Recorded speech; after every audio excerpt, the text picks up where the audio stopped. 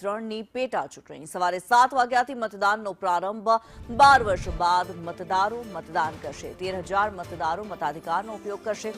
18 બૂથમાં મતદાન વ્યવસ્થા કરવામાં આવી ચુસ્ત પોલીસ બંદોબસ્ત ગોઠવાયો છે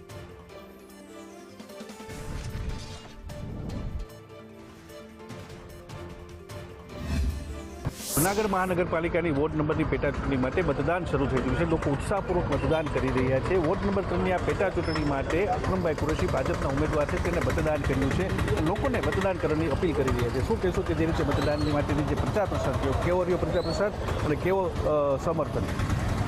સમર્થન તો તમને 30 તારીખે ખબર પડી જ જશે અમે આશા છે કે અમે બહુ જંગી બહુમતીથી જીતી અને જે અમારી ભારતીય જનતા પાર્ટીની જે ઓલરેડી બહુમતીમાં છે એમાં હું એક સીટ વધારે ઉમેરીશ પહેલાં પબ્લિકને અપીલ કરું છું કે વોટદાન તકે આવે અને વોટિંગ કરે જે કાંઈ કામ ધંધા નોકરીમાં હોય એમાંથી 5 મિનિટ કાઢી મતદાન કરી અને બધે કામ ધંધા જવાની પબ્લિકને અપીલ કરું છું ભાઈ ખાસ કરીને કયા પ્રકારના વિકાસ કામો જે અધૂરા રહી ચૂક્યા છે અમારા જે વોર્ડ નંબર 3ની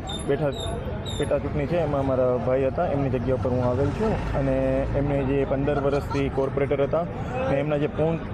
વિકાસ તો બહુ સારા કરેલ છે એમાં જે એમના કંઈ અધૂરા પૂર્ણ કામ મૂકેલા છે એને પૂર્ણ કરીશ